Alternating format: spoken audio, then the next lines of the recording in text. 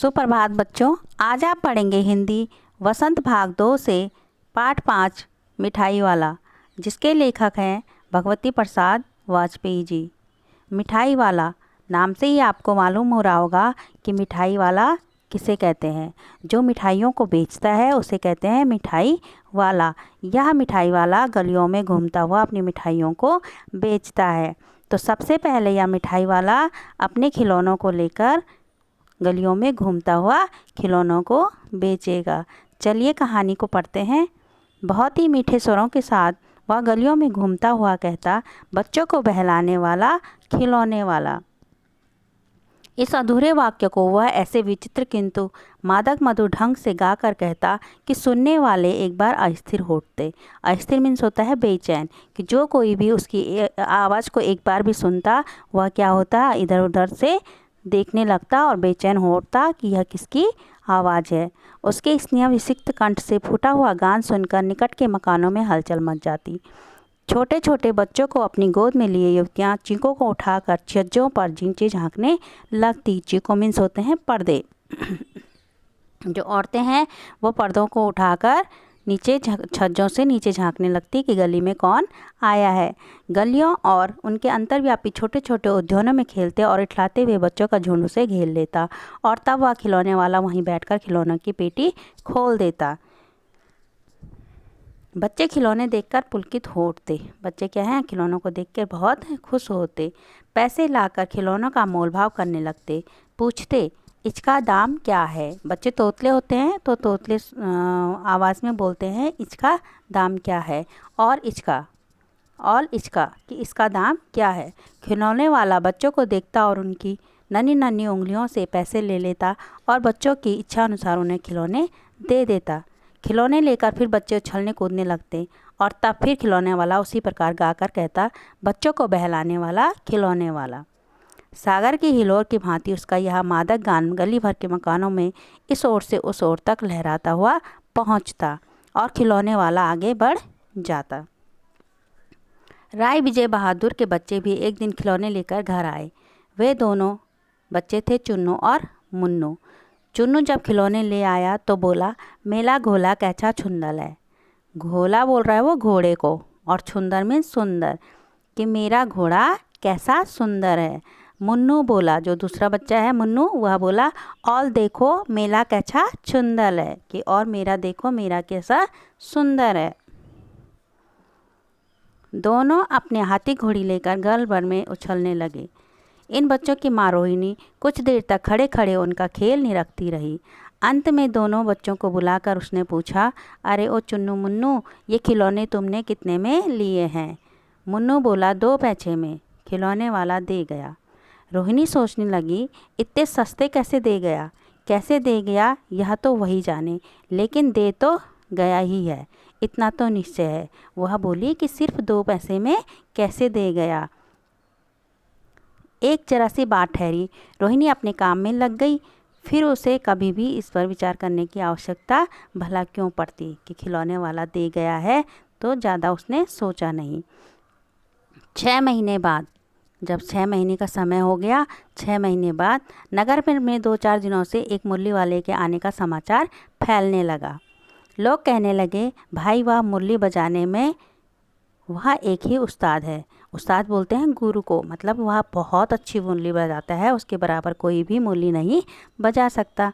मुरली बजाकर गाना गाकर वह मुरली बेचता भी है, सो भी 2-2 पैसे में। भला इसमें उसे क्या मिलता होगा, मेहनत भी तो ना आती होगी। वह क्या कह रहा है कि जो मुरली वाला है वह मुरली को गाता भी है, बजाता भी है, और सिर्फ कितने में, 2-2 पैसे में दे भी जाता है। एक व्यक्ति ने पूछा, कैसा है वह मुरली वाला, मैंने तो उसे नहीं देखा। उत्तर मिला, उम्र तो उसकी अभी अधिक ना होगी, यही 30-32 का होगा। दुबला पतला गोरा युवक है, बीकानेरी रंगीन स्वाफा बांधता है। तो क्या कह रहे हैं, आपस में उसका वेशभूषा बता रहे हैं कि वो इस तरीके का है। वही तो नहीं जो पहले खिलौने बेचा करता था। वो क्या कहता है दूसरा वाला, कि वही तो नहीं जो पहले खिलौने बेचा करता था। क्या वह पहले खिलौने भी बेचा करता था। तो दूसरा वाला बोलता है कि मुझे नहीं पता, क्या वह पहले भी खिलौने बेचता था।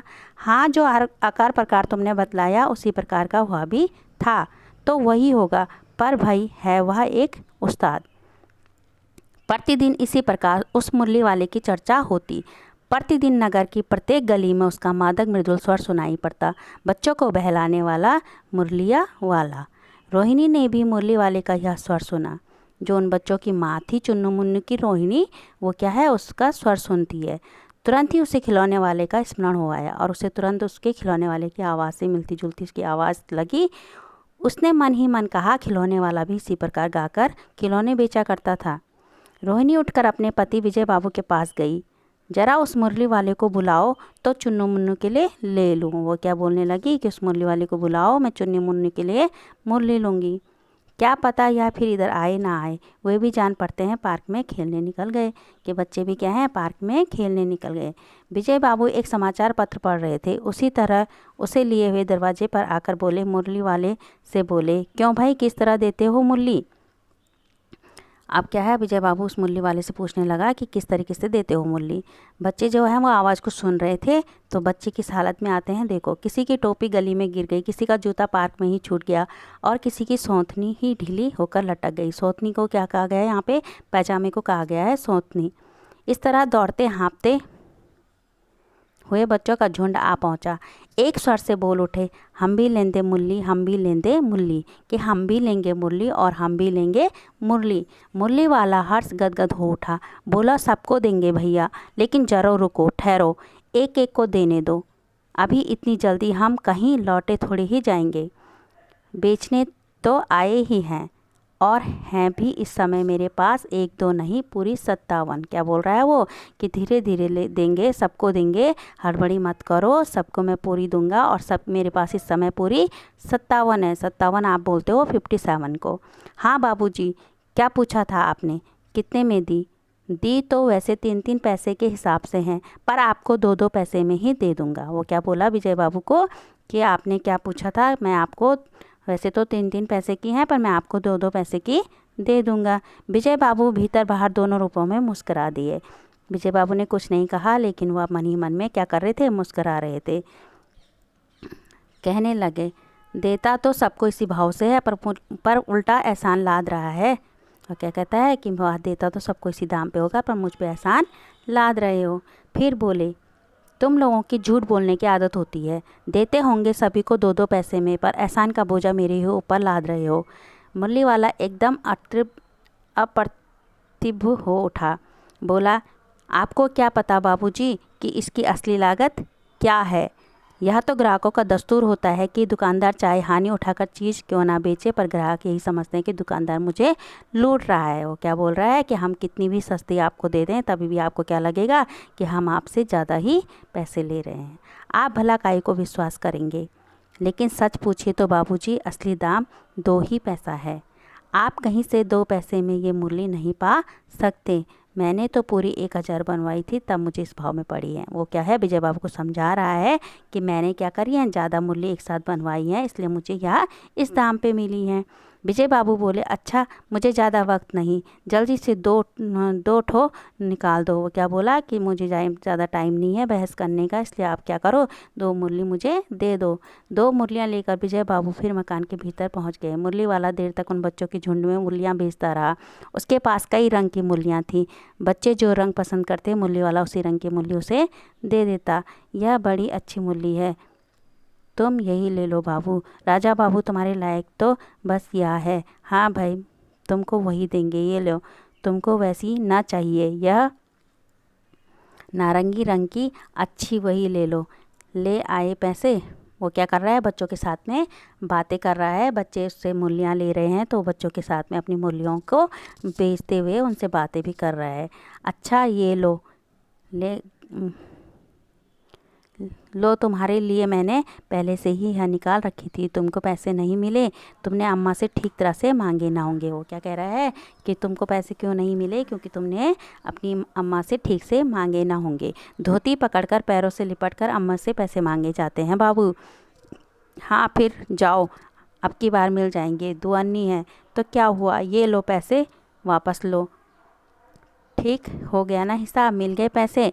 देखो मैंने तरकीब बताई। वो क्या करने लगा, फिर गया और अपनी माँ के पैरों में लिपट कर पैसे मांगने लगा। तो क्या बोल रहा है कि देखो मैंने तुम्हें कितनी अच्छी तरकीब बताई, अब तुम्हें पैसे मिल गए।